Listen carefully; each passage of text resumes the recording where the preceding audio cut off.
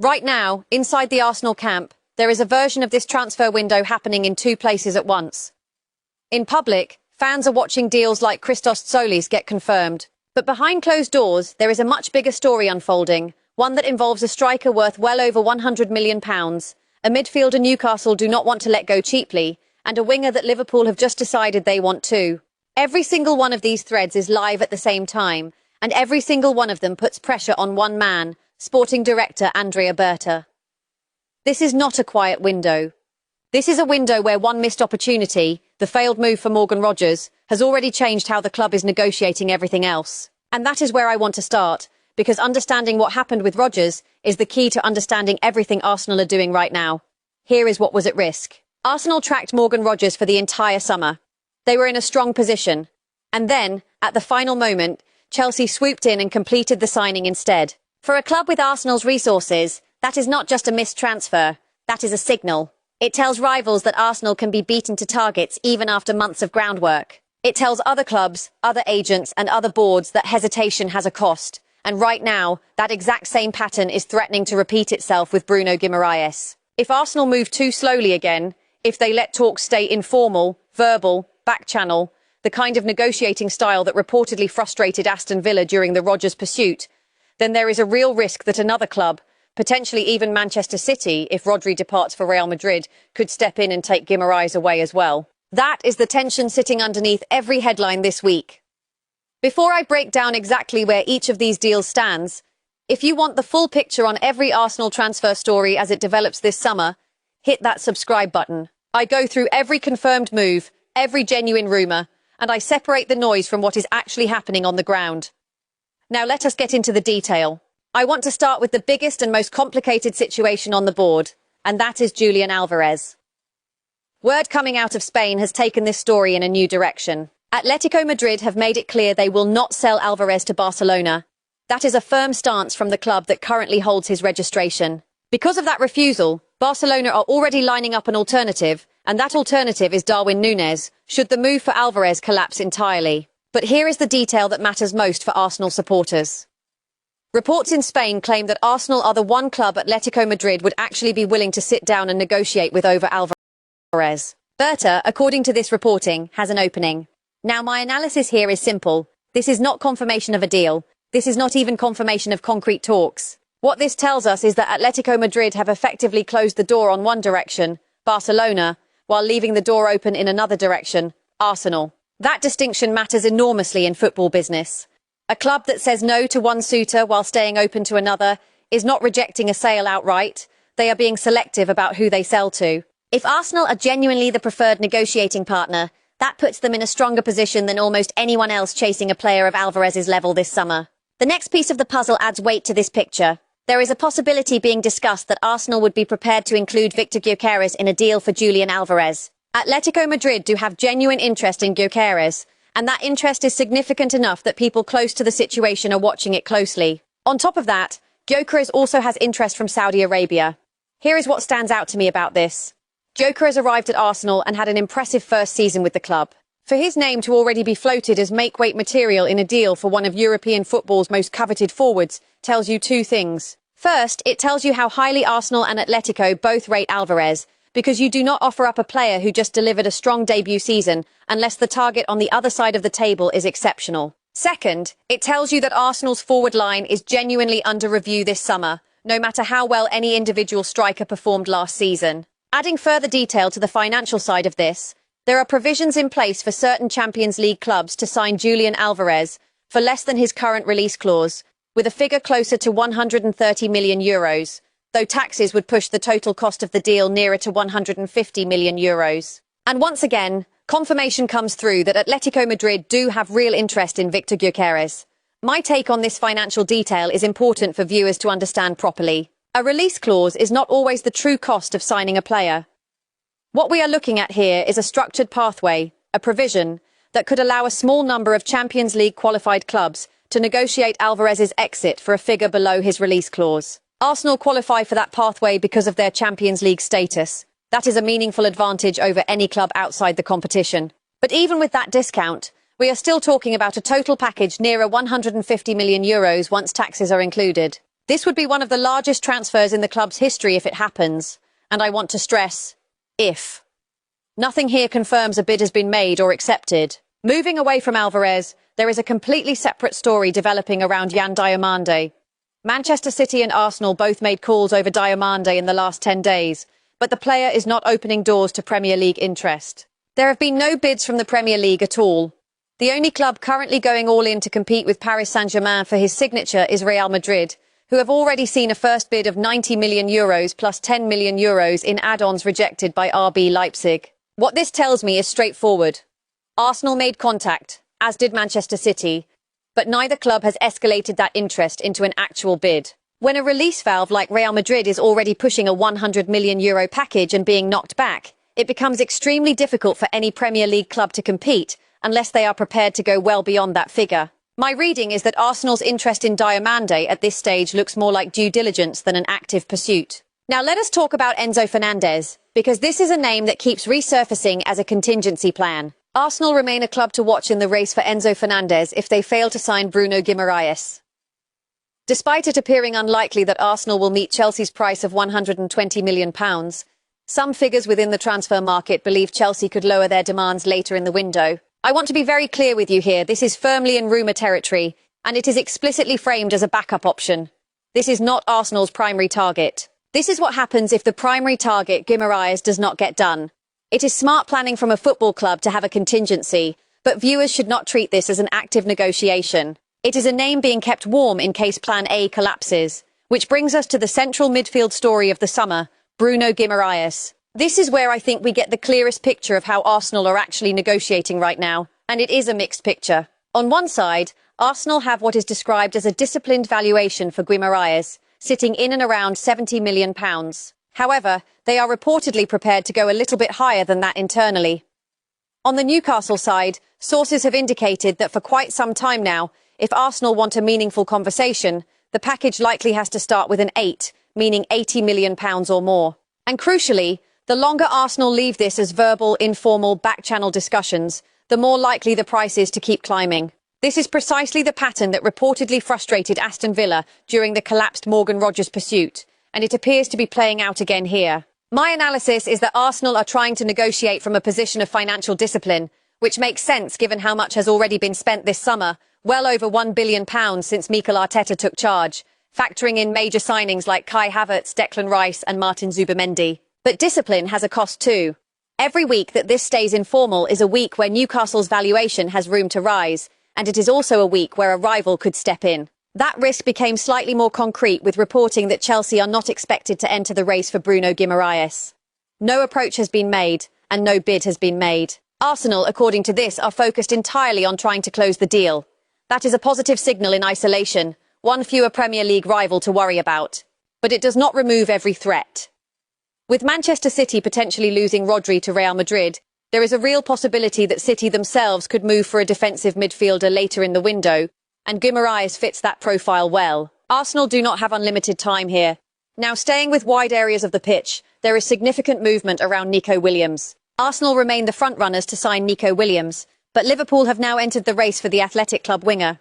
He carries a release clause of €90 million, and Berta continues to explore a deal, with Arsenal stepping up fresh talks after missing out on Morgan Rogers to Chelsea. This is a really important story to watch closely, because it is a direct example of the Rodgers effect in action. Arsenal have gone from being a club that lost out on Rodgers due to hesitation, to a club that is now actively accelerating a different winger pursuit before a rival can repeat that same trick. Liverpool entering the race is exactly the kind of scenario Arsenal are trying to avoid a second time this summer. Whether that urgency translates into a completed deal remains to be seen, but the intent to move faster is clearly there. There is also a younger, longer-term piece of business developing. Arsenal are exploring a move for Barcelona midfielder Marc Bernal. He is an 18-year-old defensive midfielder, regarded as one of Barcelona's brightest academy prospects, and he has attracted interest from several top European clubs. My analysis on this one is different from the others, because this is not about fixing an immediate first-team need this summer. This looks like a classic value and potential signing, the kind of move a club makes when they see a young player who could become a long-term asset, both on the pitch and potentially in terms of resale value. It also tells you something about how Arsenal's recruitment department is operating this summer. casting a wide net rather than focusing purely on the marquee names like Guimaraes and Alvarez. Now let us move to the departures, because a transfer window is never just about who comes in. There is a story developing around Christian Norgard, who could depart Arsenal this summer. The interest currently being heard is from clubs in Italy and Saudi Arabia. There has been past interest from Ipswich, but there is no indication that Ipswich are actively working on that deal right now. This is a straightforward one to analyse. Norgard's role appears to be under review, and with midfield reinforcements being actively pursued in the form of Guimaraes or potentially Enzo Fernandez, it would not be surprising if squad depth in that area gets thinned out to make room, both in terms of squad numbers and wage structure. Similarly, there is a situation developing with Reiss Nelson. Fulham have joined the race for Nelson, alongside interest already established from Benfica and Valencia. His current Arsenal contract is entering its final season, and Nelson himself is reportedly prepared to continue his career overseas, having already turned down interest from several Premier League sides. What stands out to me here is that final detail, Nelson turning down other Premier League clubs. That tells me this is not simply a case of Arsenal pushing a player out the door. This looks like a player who has already decided his next step is likely to be outside England entirely, and with only 1 year left on his contract, Arsenal have a clear incentive to find a permanent transfer this summer, rather than risk losing him for nothing next year. Then there is the situation surrounding Martin Odegaard, which is being handled very differently to the others. It is still unclear whether anything will happen with Odegaard this summer, and there are currently no concrete developments surrounding his future. However, if his situation remains unresolved by the end of the summer, it is expected to become a story worth watching closely at some point in 2027. I want to be completely transparent with you here. This is the softest story on the entire list. There is no active negotiation, no interested club named, nothing concrete at all right now. This is essentially a marker being placed for the future, a note that says, keep an eye on this, not this summer, but potentially further down the line. I include it because it is relevant context, but I want to be clear that this should not be treated as breaking news of any kind. Finally, on the structural side of the club, it has been laid out clearly that Arsenal's transfer business is being led primarily by Andrea Berta, supported by Chief Executive Richard Garlick and co-chair Josh Kroenke, who is understood to be more involved in summer transfer business this year than he has been previously. This detail matters more than it might seem on the surface. When ownership becomes more hands-on during a transfer window, it usually reflects either heightened ambition or heightened scrutiny, sometimes both. Given the scale of spending already committed, and the size of the deals still being discussed for Alvarez and Guimaraes, it makes sense that Kroenke would want closer visibility on how this business is being conducted, especially after the disappointment of losing Morgan Rogers. Now I want to step back and look at the bigger picture, because there are 3 broader storylines running underneath all of these individual updates. The first is about efficiency, and this is where the comparison with Manchester City becomes unavoidable. Arsenal's spending since Mikel Arteta took charge has crossed well over £1 billion, with major investments in players like Kai Havertz, Declan Rice, and Martin Zubimendi. That spending has not slowed down either, with a deal for Bruno Guimaraes being actively worked on, alongside the roughly £40 million outlay already completed for Christos Tzolis. Yet despite all of that financial commitment, this summer has exposed a pattern worth addressing directly. Manchester City, by contrast, have gone about their business with far less noise and far more speed. They completed a deal for Elliot Anderson with minimal fuss. Earlier moves for players like Erling Haaland and Jeremy Doku, and more recent business involving Antoine Semenyo and Marc Guehi, were all completed quickly and without significant public drama. Now, City obviously operate with resources that make swift decision-making easier, and any player entering talks with City is rarely going to walk away over personal terms. But the speed and efficiency gap between the two clubs is real, and it is something worth Arsenal addressing directly if they want to close the distance to City at the top of the table. There is also a reported detail about how Arsenal have conducted themselves during negotiations, specifically around the collapsed Morgan Rogers deal. Aston Villa are said to have become increasingly frustrated with how Arsenal handled that business, partly over the asking price not being met, but also reportedly due to Arsenal's use of multiple intermediaries during those talks, which is said to have aggravated the Villa side. If that pattern of negotiating through multiple channels is repeating itself in the Guimaraes talks, and the Newcastle-sourced information about verbal, informal, back-channel conversations certainly suggests it might be, then that is a structural issue that goes beyond any single transfer. It is a pattern, and patterns tend to repeat until they are actively corrected.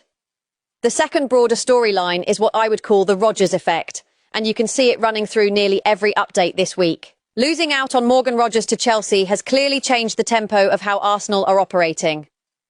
The push to close the Guimaraes deal quickly, described explicitly as an effort to avoid a repeat of the exact same situation, is a direct response to that disappointment. The acceleration of talks for Nico Williams, stepping up fresh discussions specifically after the Rogers disappointment, is another direct response. Even the willingness to consider offering up Victor Gyökeres as part of an Alvarez package suggests a club that is willing to be more aggressive and more creative than it might have been earlier in the window. In football, a painful miss often becomes the catalyst for faster decision-making elsewhere, and that appears to be exactly what is happening here.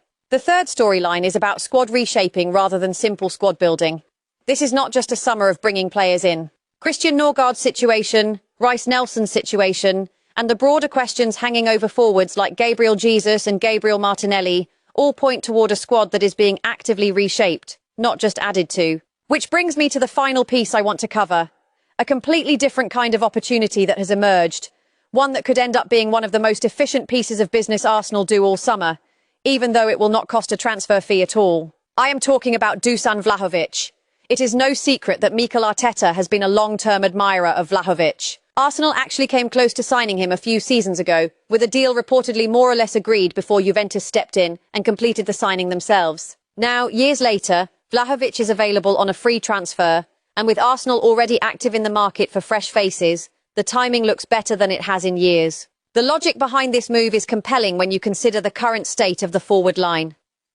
Victor Gyökeres impressed in his first season at the club, and Kai Havertz remains a player Arteta continues to value highly up front. But with Gabriel Jesus and Gabriel Martinelli both facing uncertain futures at the club, and with Leandro Trossard's goal contribution already gone from the squad, adding proven firepower without spending a transfer fee makes a great deal of sense. Vlahovic would likely have to accept a role that is not guaranteed to be first choice, potentially competing as second or even third choice depending on how the rest of the forward line shakes out. It is also true that he has not been at his very best for some time, which is reflected in the fact that one of Europe's most talented young strikers reached free agency with relatively limited interest from the continent's biggest clubs. That is a meaningful caveat, and I do not want to gloss over it.